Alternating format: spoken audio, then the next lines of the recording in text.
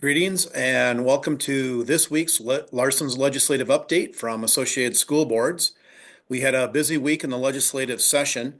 Just a quick rundown and summary of what we heard or got accomplished.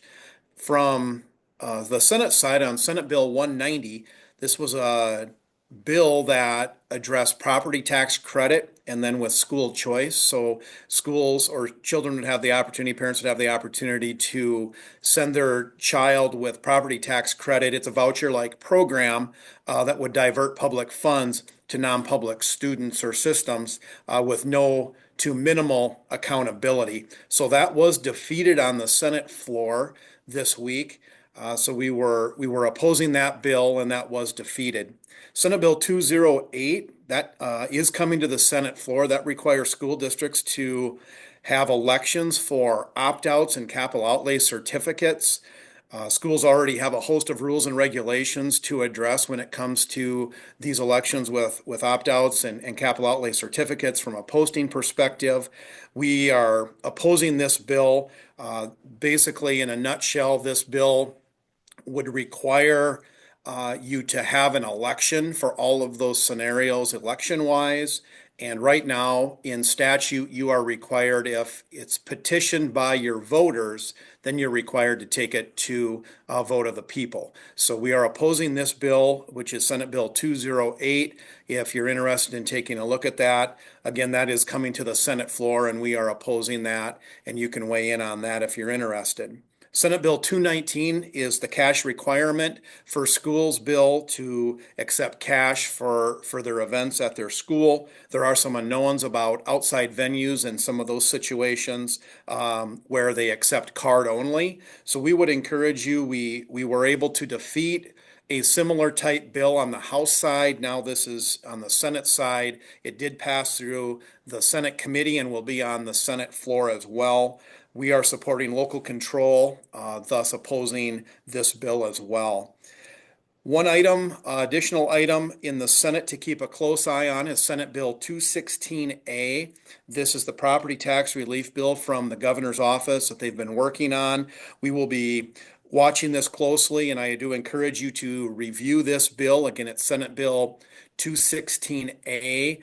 We will be working on this bill and taking a close look at it. So please review that if you're interested, as we anticipate as that is coming forth here at some point.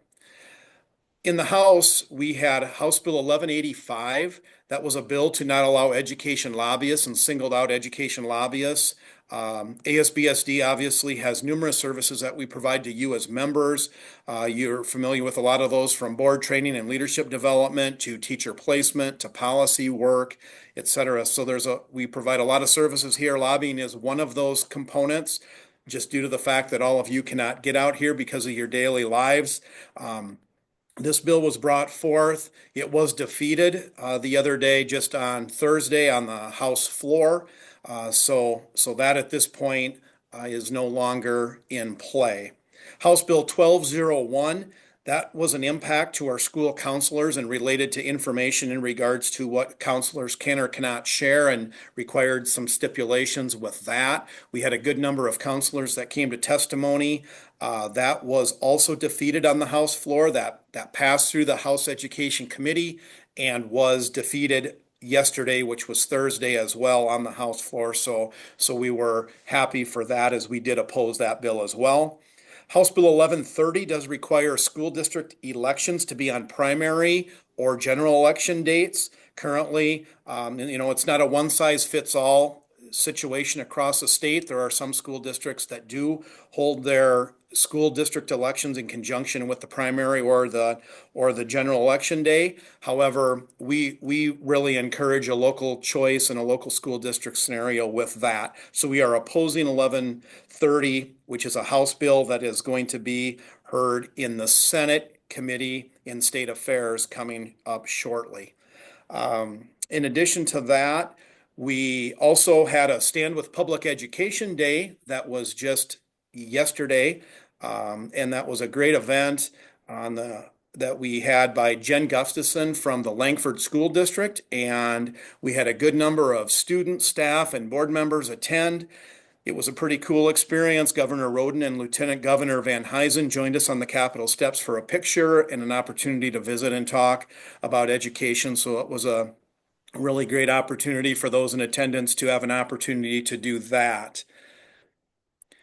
We will be having on Tuesday, this coming Tuesday, February 18th, we will be hosting and recognizing a few of our school board members from across the state.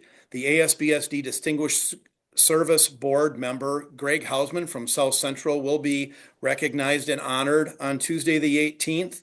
We have our outstanding school board member, Johnny Arpan from Eagle Butte, who will be recognized and honored, in addition to our outstanding school board of the year, which was the T Area School Board from the T Area School District. So we congratulate them, and they will be here on Tuesday, February 18th, coming up and be recognized at the Capitol as well for their accomplishments. In addition, please review and attend the Crackit Barrels that are in your area this weekend. It's a great way to connect with your legislators, ask them questions, stay in contact with what's going on in the legislative session. You can also, again, as a reminder, follow along with our bill tracker link, which is on our ASBSD webpage. That keeps you up to date with all the information that's going on in the legislative session on a daily basis. So I encourage you to check our bill tracker for that. I think that's all for now. I appreciate you tuning in. Again, thanks for your support of ASBSD, and we look forward to seeing you again soon. Thank you.